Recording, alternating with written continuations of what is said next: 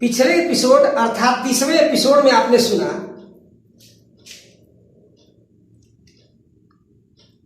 सोरठी, ब्रिजाभार, देवंती, हेवंती और नागवंती, फूलवंती के तीसरे जन्म की कहानी का प्रारंभ हुआ है। अब इस तीसरे जन्म के पहले एपिसोड में अब आपने सुना तीसरे जन्म में सोरठी सोमवंती, फूलवंती चंद्रवंती बनकर देवंती सूर्यवंती के रूप में, हेवंती नागवंती के रूप में तथा ब्रिजाभार दृगराज के रूप में जन्म लेते हैं। दृगराज गुरु जी के यहाँ पढ़ने चले जाते हैं। नागवंती अपने फुलवारी में नागबेली का फूल लगाती है। गुरु जी शिष्यों से सवाल पूछते हैं। सवालों का हल ढूंढने के लिए दृगराज चल देता है। देवपुर पहुंचता है, वहां सूर्यवंती मिलती है। दृगराज से शादी करने को कहती है। फिर दृगराज अपना सवाल सूर्यवंती से कहता है। अब अगले एपिसोड अर्थात 31वें एपिसोड की कहानी विस्तार से सुनिए। जब रानी सूर्यवंती दृगराज से विवाह करने को कहती है तो दृगराज सूर्यवंती से 4 सवालों का जवाब देने को कहता है। तब रानी कहती है कि पूछो, तुम्हारा क्या सवाल है। तब दृगराज कहता है कि पहला सवाल है कि नरक का कुंड क्या है, कहाँ है। दूसरा सवाल, रक्त का पेड़ क्या है, कहाँ है। तीसरा, नागबेली का फूल क्या है, कहाँ है। चौथा, एक ऐसा जानवर जो सुबह को 4 पैर से, दोपहर को 2 पैर से तथा शाम को 3 पैर से चलता है, कौन है और कहाँ रहता है। तब सूर्यवंती कहती है कि मैं आपके एक प्रश्न, नरक का कुंड है कहाँ है, इसका उत्तर दे सकती हूँ। बाकी 3 सवालों के जवाबों का पता बता दूंगी, आप ढूंढ लेना। तब दृगराज कहता है कि ठीक है, एक ही बतलाओ। तब सूर्यवंती कहती है कि नरक का कुंड आपके पास ही है। देखिए, मनुष्य तथा जीवों के पेट में मल मूत्र भरा रहता है, इसीलिए इसी को नरक कुंड कहते हैं। और जो आपका 3 सवाल बाकी है उसको हमारी बहन बतला देगी। वह चंद्रपुर में रहती है, चंद्रवंती उसका नाम है। परंतु आप वहां जाएंगे कैसे, वह जादू की नगरी है। रास्ते में बहुत खतरा है, बगैर जादू जाने वहां कोई भी नहीं जा सकता। अब आप अपने शर्त के अनुसार मुझसे विवाह कीजिए, राज्य का सुख भोगिए और वहां जाने का विचार त्याग दीजिए। दृगराज सूर्यवंती से विवाह कर लेता है और सुखपूर्वक देवग्राम में रहने लगता है। कुछ दिन बीतता है। एक दिन दृगराज सोया रहता है। तब सूर्यवंती दृगराज के जेब में हाथ डालती है तो उसे वह लिफाफा मिल जाता है जो मड़ुआ वन में चौतरा पर दृगराज को मिला था। सूर्यवंती लिफाफे को निकालती है, पढ़ती है और अपने पास रख लेती है। इसका पता दृगराज को नहीं होता है।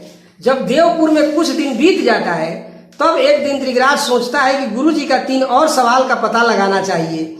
हम तो रानी के प्रीत में यह भूल बैठे हैं। तब एक दिन दृगराज सूर्यवंती से कहता है कि प्यारी, बहुत विलंब हो गया, मैं बाकी के 3 सवालों का पता लगाने जाऊंगा। परंतु सूर्यवंती जाने नहीं देती है। तो एक दिन सूर्यवंती को सोया हुआ छोड़कर दृगराज देवपुर ग्राम से निकल जाता है। चंद्रपुर राज्य के लिए चल देता है। जब कुछ दूर चलता है तो जादू के देश में पहुंचता है। जेब में हाथ डालता है तो लिफाफा नहीं मिलता है। सोचने लगता है कि लिफाफा कैसे गायब हो गया।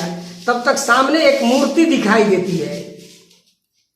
कुंवर मूर्ति को देवता समझकर प्रणाम करता है।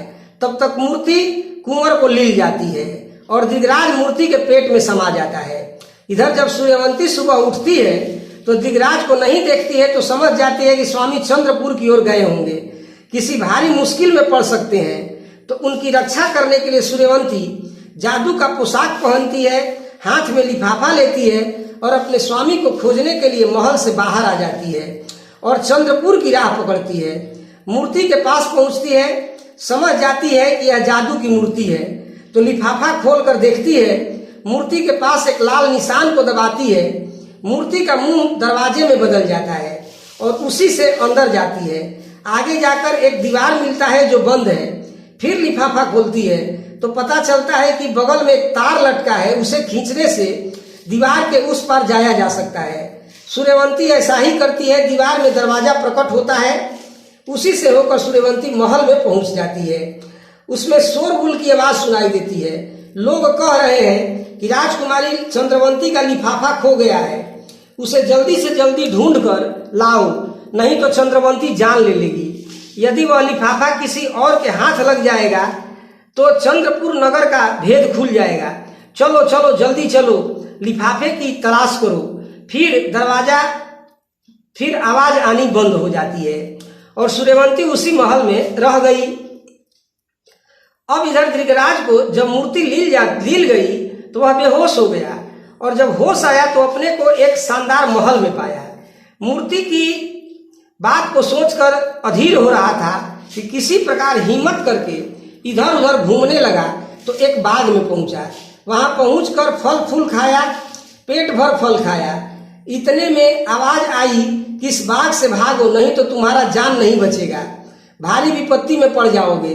सामने जो चौमुहानी दिख रहा है उसके बाईं ओर का रास्ता चंद्रपुर गया है, वहां से बहुत नजदीक चंद्रवंती का राज्य भवन है।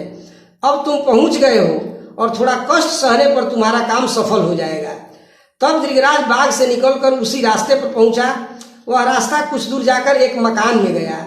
वहां एक छोटी सी कोठरी थी। कोठरी में धृतराज गया, तब तक कोठरी का दरवाजा अपने आप बंद हो गया। राजकुमार घबरा गया। अब कुंवर धृतराज का हाल यही छोड़ते हैं, अब सूर्यवंती का हाल सुनते हैं। सूर्यवंती जादू के भवन में घूमते घूमते चंद्रपुर राज्य की ओर चल देती है। थोड़ी देर में चंद्रपुर मुकाम पर पहुंचती है। राजभवन के पास पहुंचती है। वहां एक पहरेदार पहरा देता है जो सूर्यवंती के आने का खबर लेकर चंद्रवंती के पास पहुंचता है। सूर्यवंती का नाम सुनकर चंद्रवंती बहुत प्रसन्न होती है, आदर सहित अंदर लाने को कहती है। सूर्यवंती चंद्रवंती के पास जाती है, कुशल क्षेम पूछती है। तब तक चंद्रवंती सूर्यवंती के मांग में सिंदूर देख लेती है तो पूछ बैठती है कि यह सिंदूर तुम्हारे सिर पर कैसे लग गया है? क्या कुंवर धृतराज आ गए हैं? हमसे बताओ, कोई कपट मत रखो, मेरा हाल बेहाल हो रहा है। जिसके लिए मैं कुंवारी हूं, देखते देखते इतना उम्र बीत गया कि कब कुंवर धृतराज आएंगे। तब सूर्यवंती कहती है, कुंवर धृतराज आ गए हैं, मैं उन्हीं से विवाह की हूँ। हमसे विवाह करके तुम्हारे पास आए हैं, परंतु लगता है कि वे तुम्हारे जादू के भवन में फंस गए हैं। उन्हें बाग में कहा था कि भागो भागो, नहीं तो तुम्हारे जान की खैरियत नहीं है। लेकिन क्या बात है कि अभी तक कुंवर तुम्हारे पास नहीं पहुंचे। दोनों बहनें आपस में बातचीत कर रही थी कि कुछ सिपाही धृतराज को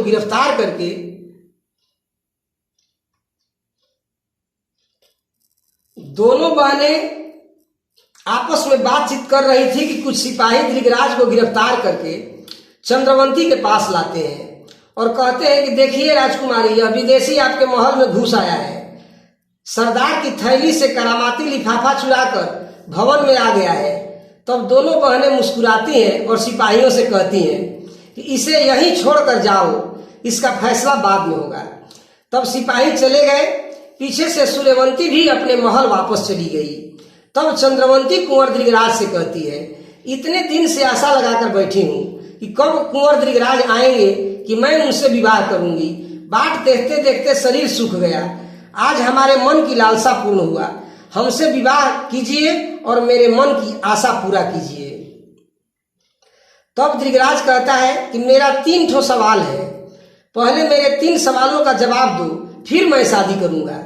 तो चंद्रवंती कहती है कि पूछिए, आपका क्या सवाल है? तब धृतराज कहता है कि पहला, रक्त का पेड़ कहाँ है? दूसरा, नागबेली का फूल क्या है, कहाँ है? और तीसरा, कौन सा वह जानवर है जो सुबह को 3 पैर से चलता है, दोपहर को 2 पैर से और तथा शाम को 3 पैर से चलता है? वह जानवर कौन है, कहाँ रहता है? तब चंद्रवंती कहती है कि देखिए, मैं एक सवाल जो 4 और 2 और 3 पैर का आपने कहा है उसको पूरा करूंगी, और बाकी के जो 2 सवाल हैं उनका पता है आपको बता दूंगी, लेकिन शर्त यह है कि हमारे साथ आपको शादी करनी होगी। तब धृतराज कहता है कि ठीक है, एक ही बतलाओ। तब चंद्रवंती कहती है कि वह जानवर यही है और आप ही हैं और मैं हूं।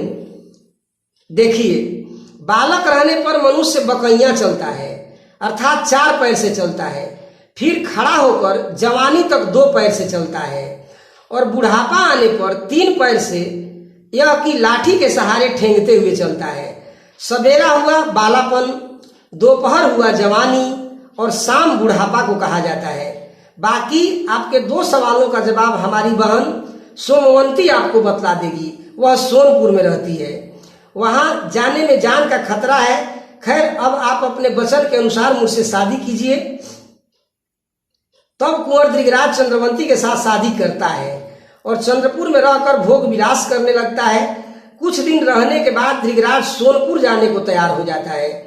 चंद्रवंती बहुत तरह से समझाती है कि मत जाओ, परंतु अपने गुरु के वचन का हवाला देकर सोनपुर के लिए चल देता है। सोनपुर के राह में आगे बढ़ता जाता है। 10-20 कोस 50 कोस चलता है तो दनवा वन में पहुंचता है। 80 कोस में दनवा वन है। वन में घूमते घूमते रास्ता भटक जाता है। सारा अकील भुला जाता है। दूर दूर तक एक भी मनुष्य दिखाई नहीं देता है। भटकते भटकते एक चबूतरे के पास पहुंचता है।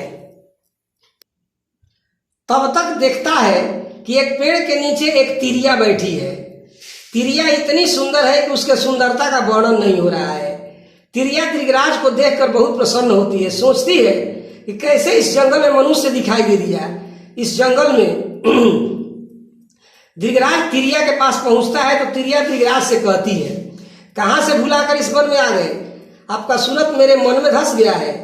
बहुत दिन से मैं मनुष्य को खोज रही थी। आज मेरे मन का लालसा पूर्ण हुआ।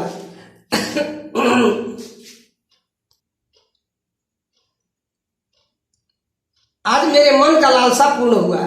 मन के जोग आप मिल गए। अब आप मुझसे विवाह कीजिए, जंगल का राजा बन जाइए और मेरे साथ भोग विलास कीजिए। यहीं रहिए, वन के सरताज बन जाइए। वन के सभी दानवों पर राज करिए। सभी दानव तुम्हारे हुक्म का पालन करेंगे। तब दृगराज तिरिया से कहता है कि मेरा 2 सवाल है। पहले मेरे दोनों सवालों का जवाब दो, फिर मैं तुमसे शादी करूंगा। मेरा पहला सवाल है कि रक्त का पेड़ कहाँ है, कौन है? और दूसरा सवाल है कि नागबेली का फूल क्या है, कहाँ है? तब वन कन्या कहती है कि मैं आपके इस सवाल को नहीं बता सकती। तब दृगराज कहता है कि यदि तुम मेरे सवालों का जवाब नहीं दे सकती तब तक मैं तुमसे शादी नहीं कर सकता। तब वन कन्या कहती है कि यदि तुम अपना कुशल चाहते हो तो मुझसे शादी करो, अन्यथा तुम्हारा कुशल नहीं होगा।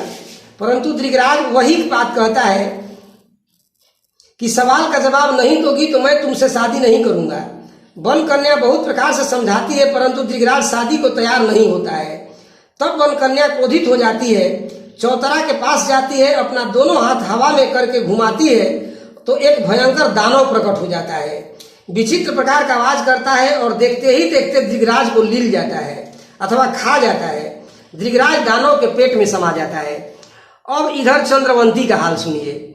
जब दृगराज चंद्रवंती को छोड़कर सोनापुर के लिए चल दिया तो उधर चंद्रवंती सोचती है कि सोनापुर का रास्ता इतना कठिन है, यदि स्वामी के साथ कुछ धोखा हो जाएगा तो मुझे कैसे पता चलेगा। इसके लिए चंद्रवंती शगुन का दिया जलाकर रख दी थी। अचानक चंद्रवंती का दीपक बुझ जाता है तो चंद्रवंती शगुन का दीपक बुझा हुआ देखती है। तब सारा हाल समझ जाती है, तुरंत तैयार होती है, अपने जादू के बछड़ा पर बैठती है और सूर्यवंती के पास पहुंचती है। सूर्यवंती से कहती है कि हम लोगों के स्वामी धनवा वन में वनकन्या के हाथ में फंस गए हैं, चलो चलकर उनको उबारते हैं। तब सूर्यवंती भी तैयार हो जाती है। फिर सूर्यवंती और चंद्रवंती जादू के बछड़े पर बैठती है, सीधे धनवा वन में पहुंच जाती है। धनवा वन आपको बता देता हूं कि जादू का अखाड़ा है। श्रोताओं, आपको बता रहा हूं कि जब दृगराज दानव को लील गया तब वह बेहोश हो गया। सचमुच में वह दानव नहीं था, वह एक जादू की कोठरी थी। उधर सूर्यवंती और चंद्रवंती जब वन में प्रवेश करती हैं तो विचित्र प्रकार की आवाजें आती हैं, भयानक प्रकार की चिल्लाहट होती है। किसी प्रकार दोनों बहनें आगे बढ़ती हैं तो एक खपड़पोश का मकान मिलता है। दोनों मकान के अंदर घुस जाती हैं तो उन्हें एक आवाज सुनाई देता है कि बचाओ बचाओ, यह शैतान मेरी जान ले लेगा। परंतु घर से बाहर जाने का रास्ता नहीं दिख रहा था। सूर्यवंती घबरा जाती है और लिफाफा निकालकर पढ़ती है तो लिखा रहता है कि दरवाजे के पास का जंजीर खींचो। सूर्यवंती जंजीर खींचती है तो एक दरवाजा खुल जाता है। अंदर दोनों पहुंचती है, देखती है कि दृगराज बहुत कष्टों के साथ पड़ा हुआ है। दोनों अफसोस करने लगती है। तब तक सूर्यवंती लिफाफा खोलकर पढ़ती है तो लिखा रहता है कि इस वन के करामात से बाहर निकलने के लिए चौखट में लगी खूंटी को घुमाओ। सूर्यवंती झट से खूंटी घुमा देती है। तीनों निकलकर मायावी फंदे से बाहर हो जाते हैं। तब सूर्यवंती और चंद्रवंती दोनों दृगराज को समझाती हैं कि आगे का आने का नतीजा देखें, आगे न बढ़कर पीछे को लौट चलो। तब दृगराज कहता है कि मेरे अभी 2 सवाल बाकी हैं, जब तक इनका उत्तर नहीं मिलेगा तब तक मैं नहीं लौटूंगा। यह सुनकर सूर्यवंती मुस्कुराती है और एक जादू की झोली दृगराज को देती है और कहती है कि इसे लेकर जाइए, जादू असर नहीं करेगा।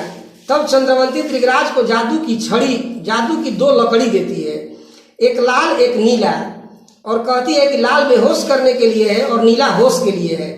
दृगराज को हर तरह से होशियार करके भेज देती है। दोनों अपने महल लौट आती हैं। दृगराज जादू की झोली और जादू की लकड़ी लेकर आगे बढ़ने लगता है। अब आगे की कहानी अगले एपिसोड अर्थात 32वें एपिसोड में सुनेंगे।